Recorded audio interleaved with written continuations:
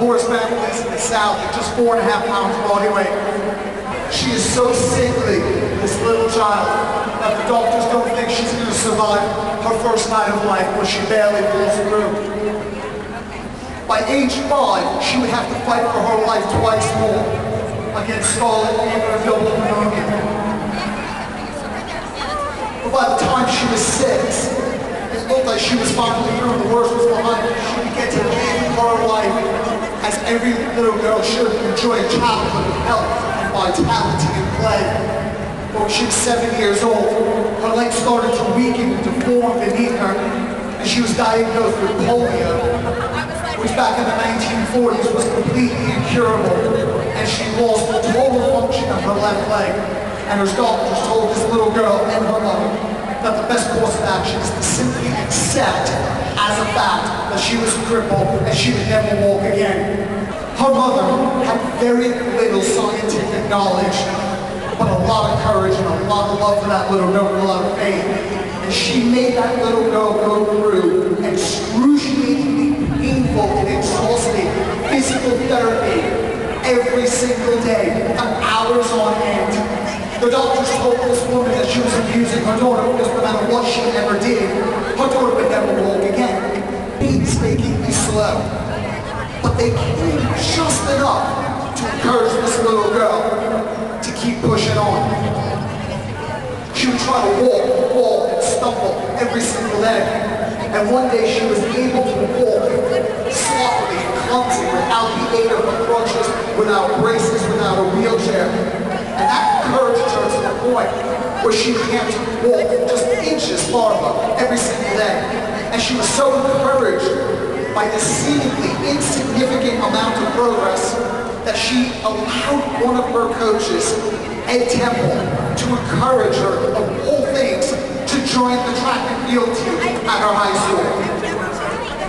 Months later, this little girl competed and finished, albeit last place, in her very first high school race.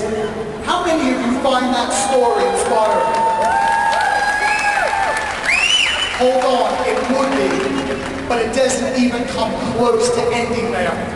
September 7th, 1960 in Rome, Wilma Rudolph goes down in history as being the greatest female runner of all time by claiming 3 gold medals in one single Olympic game. How is it that a paralyzed little girl from Clarksville, Tennessee can become the greatest female runner of all times? How is it that growing up in a slum town in Colombia, despite extreme deprivation, poverty, and the lack of resources and opportunity most of us would take for granted, Beto Perez creates what is arguably one of the greatest trends, one of the greatest phenoms in the history of the fitness industry. When you have a why, you'll find a way. And I guess if you want to leave a legacy, you have to be committed to helping other people live a legacy. Tanya Logan, aka the Zumba Mama, since 2008 has committed her life to utilizing Zumba as a medium to help other people live at the highest limits of their personal potential.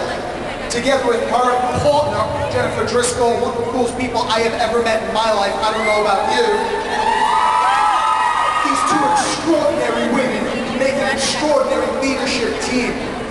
Now notice I didn't call them gurus. That's because gurus suck. Leaders are so much more. Gurus merely create followers. Leaders create other leaders. These two women are absolute leaders in our industry. Are you ready to be inspired by a leader? Well, in that case, it's my privilege and honor to welcome Tanya Logan up to the stage.